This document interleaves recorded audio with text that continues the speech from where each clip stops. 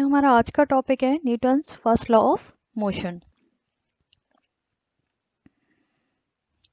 तो पहले हम इसकी डेफिनेशन देखते हैं कि what is Newton's first law.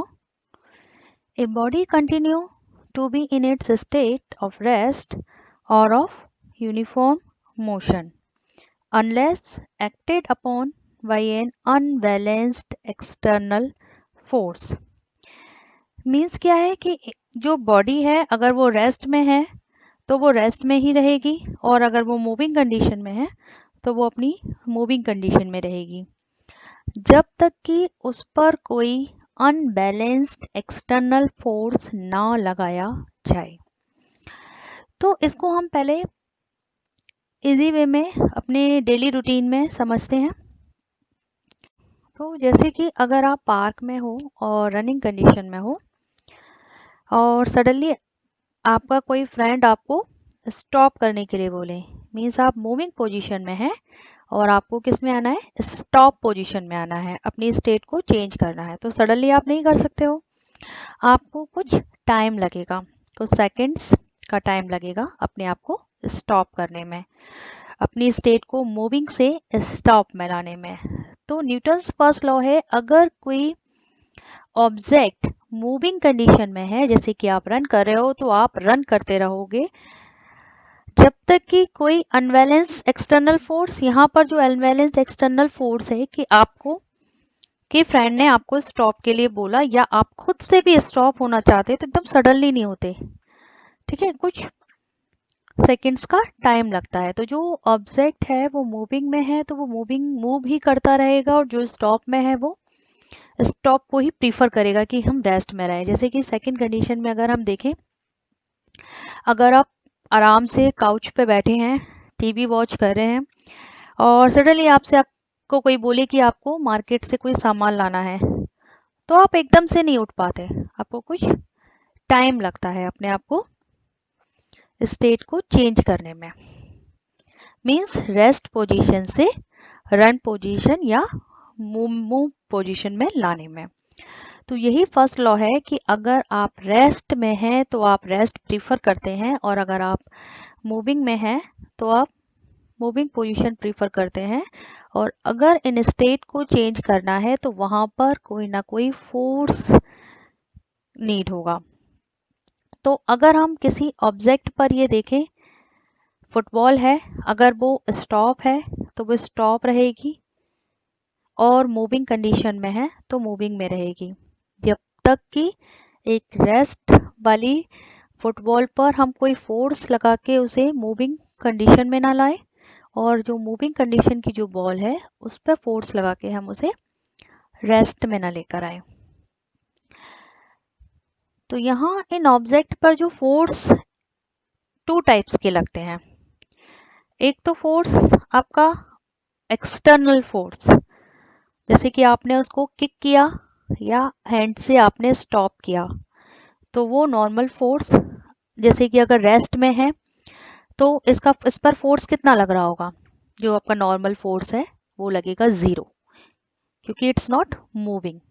लेकिन अगर हम इसमें किक करें, इसको कुछ फोर्स दें, सपोज 1 मीटर पर सेकेंड का, तो ये क्या करेगी, मूविंग कंडीशन में आ जाएगी। तो और जो इस पर दूसरा फोर्स लगेगा वो क्या लगेगा, ग्रेविटेशनल फोर्स लगेगा। ग्रेविटेशनल फोर्स हमारा डाउन की तरफ लगेगा, ठीक है। और अगर हमें इनकी कंडीशन को चेंज करना है, मींस रेस्ट पोजीशन को मूविंग में और मूविंग को रेस्ट में लाना है, तो हमें क्या करना होगा, हमें एक अनबैलेंस्ड फोर्स उस पर लगाना होगा। तो यहाँ जो हम बात कर रहे हैं अनबैलेंस्ड फोर्स की, तो हम पहले इसको समझेंगे कि अनबैलेंस्ड फोर्स है क्या, ठीक है। एक होता है बैलेंस फोर्स और एक होता है अनबैलेंस्ड फोर्स। तो हमारी जो न्यूटन्स लॉ है, a body continue to be in its state of rest, अगर वो बॉडी हमारी रेस्ट कंडीशन में है तो वो रेस्ट में रहेगी, और ऑफ यूनिफॉर्म मोशन, अगर वो मोशन में है तो वो मोशन में रहेगी, unless acted upon by an unbalanced external force, जब तक कि उस पर कोई अनबैलेंस फोर्स ना लगाया जाए। तो अब हम देखते हैं ये अनबैलेंस फोर्स क्या होता है, व्हाट इज अनबैलेंस्ड फोर्स। तो यहाँ हम एग्जाम्पल लेते हैं टंग ऑफ वॉर का, जिसमें कि आप रस्सी को अपनी तरफ खींचते हैं दो टीम, अगर वो रस्सी को आप लोग पोजीशन से नहीं हिला पा रहे हैं तो दोनों तरफ किस तरह का फोर्स लग रहा है, बैलेंस फोर्स लग रहा है, यानी कि दोनों तरफ इक्वल फोर्स लग रहा है, इसलिए रस्सी जो होगी वो अपनी पोजीशन से मूव नहीं होगी। लेकिन अगर कोई पर्सन इस पर ज्यादा फोर्स लगाए इन कंपैरिजन टू अदर, तो उस फोर्स को हम क्या कहते हैं, अनबैलेंस फोर्स कहते हैं।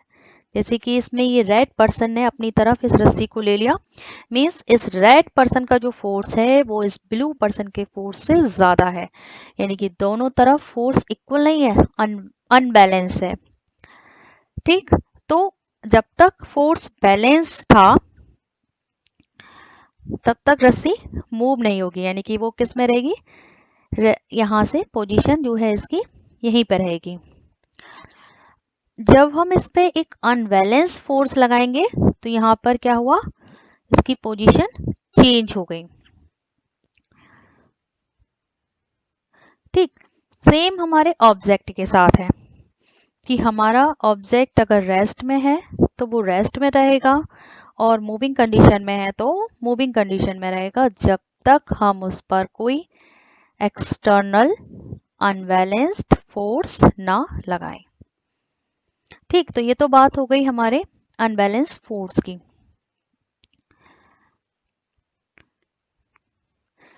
अब इनिशिया, ठीक है, ये जो आपकी जो पोजीशन है ऑब्जेक्ट की, रेस्ट पोजीशन और मूविंग पोजीशन, इसको हम बोलते हैं इनर्शिया। ठीक है, तो इनर्शिया जो होता है, अब अगर हम एक एग्जाम्पल लेते हैं बस में ट्रैवलिंग का।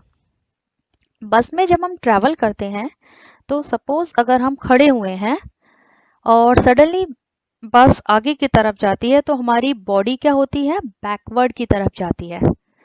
ठीक, बस आगे की तरफ जैसे ही स्टार्ट होगी हमारी बॉडी पीछे की तरफ बैकवर्ड चली जाएगी। तो ये क्या है, ये क्या है, हमारा इनिशिया ऑफ रेस्ट। क्योंकि जब हम खड़े हुए हैं तब हमारा जो लोअर पार्ट होता है वो बस के टच में होता है, और जो अपर पार्ट होता है वो फ्री रेस्ट पोजीशन पे होता है। ठीक, और जैसे ही बस स्टार्ट होती है हमारा जो लोअर पार्ट है जो हमारे बस के कांटेक्ट में है वो स्टार्ट कर देता है मूव करना, लेकिन जो हमारा अपर पार्ट है वो किस में है, रेस्ट में है। तो हमारी बॉडी पर क्या होगा, एक बैकवर्ड फोर्स लगेगा और हमारी बॉडी बैकवर्ड की तरफ जाएगी। इसे हम बोलते हैं इनर्शिया ऑफ रेस्ट, क्योंकि ये इनर्शिया ऑफ रेस्ट की वजह से हमारी बॉडी बैकवर्ड की तरफ मूव करेगी। तो जो हमारा इनर्शिया होता है, मतलब कोई बॉडी अगर रेस्ट में है तो वो रेस्ट में रहेगी, मोशन में है तो वो मोशन में रहेगी, because of inertia of rest and inertia of motion. तो हमारे इनर्शिया 3 टाइप्स का होता है, inertia of rest, inertia of direction, मतलब आप जैसे कि रन कर रहे हो और आपसे सडनली कोई बोल दे लेफ्ट और राइट में आपको मूव करना है, तो वहां भी आपका एक इनर्शिया ऑफ डायरेक्शन वर्क करता है। और हमारा थर्ड होता है inertia of motion, means inertia किसी बॉडी की स्टेट को बोलते हैं हम, अगर वो रेस्ट में है या मूविंग पोजीशन में है। इसलिए इस फर्स्ट लॉ ऑफ मोशन को हम लॉ ऑफ इनर्शिया भी कहते हैं, क्योंकि यहाँ एक बॉडी की पोजीशन अगर रेस्ट है तो रेस्ट में रहेगी, मूविंग में है तो मूविंग में रहेगी, because of inertia of rest and inertia of motion. और if we want to change the position from rest to moving, तो हमें क्या करना होगा, एक अनबैलेंस्ड फोर्स लगाना होगा उसके ऊपर। अब इसमें हम एक एग्जाम्पल लेते हैं कि जैसे आप फुटबॉल को आपने किक किया, लेकिन उस पे हमने एक्सटर्नल कोई फोर्स नहीं लगाया रोकने के लिए, फिर भी क्या होती है, वो बॉल कुछ टाइम के बाद अपने आप रुक जाती है। अब यहाँ पर क्या हुआ, हमने तो कोई फोर्स नहीं लगाया, तो यहाँ जो हमारा जो फोर्स लगा वो फ्रिक्शन लगा हमारा इस ग्राउंड से, ठीक है, क्योंकि यहाँ एक ग्रेविटेशनल फोर्स भी वर्क कर रहा है इस बॉल पर, उसकी वजह से ये बॉल क्या होगी, रुक जाती है। लेकिन अगर इसी बॉल को हम स्पेस में छोड़ दें तो वो क्या करेगी, कंटिन्यू मूव करती रहेगी, क्योंकि उसके ऊपर कोई भी फोर्स नहीं वर्क कर रहा है। लेकिन यहाँ हमारी इस बॉल पर इस ग्राउंड का फ्रिक्शन वर्क करेगा। इस फ्रिक्शन को हम नेक्स्ट बाद में समझेंगे, नेक्स्ट वीडियो में। तो हम इस डेफिनेशन को दोबारा लेते हैं। According to Newton's first law, in an initial frame of reference an object either remains at rest or continue to move at a constant velocity unless acted upon by a force। तो यहाँ जो definition में हम बात कर रहे हैं, initial frame of reference की बात कर रहे हैं। तो इनिशियल फ्रेम ऑफ रेफरेंस, देखिए यहाँ अगर हम देखें इस एग्जाम्पल में, इस कंडीशन में हमारी बॉल स्टॉप हो रही है विदाउट एनी फोर्स, क्योंकि ये फोर्स हमें विजिबल नहीं है, लेकिन ये ग्राउंड का इस पे फ्रिक्शन लग रहा है, इसकी वजह से यहाँ पर ये स्टॉप हुई। अगर ये ग्राउंड का फ्रिक्शन फोर्स नहीं होता, मींस ये स्पेस में होती, तो ये मूव करती रहती। तो जो फर्स्ट लॉ ऑफ मोशन है वो बॉडी पर कब फॉलो होता है, जब कोई बॉडी इनिशियल फ्रेम में हो, ठीक, उसके ऊपर कोई भी अदर फोर्स नहीं लग रहे हैं, कोई भी अदर फ्रिक्शन नहीं हो रहा है, तो जो हमारा ऑब्जेक्ट होगा वो रेस्ट में रहेगा या मूव करता रहेगा। तो यहाँ पर जो हमारा ये ग्राउंड है वो नॉन इनिशियल फ्रेम है, क्योंकि यहाँ पर बॉल के ऊपर एक फ्रिक्शन काम कर रहा है। लेकिन अगर हम स्पेस की बात करें तो हम इसे बोलते हैं इनिशियल फ्रेम। यहाँ हमारी बॉल के ऊपर कोई एक्सटर्नल फोर्स नहीं है और वो मूव करती रहेगी।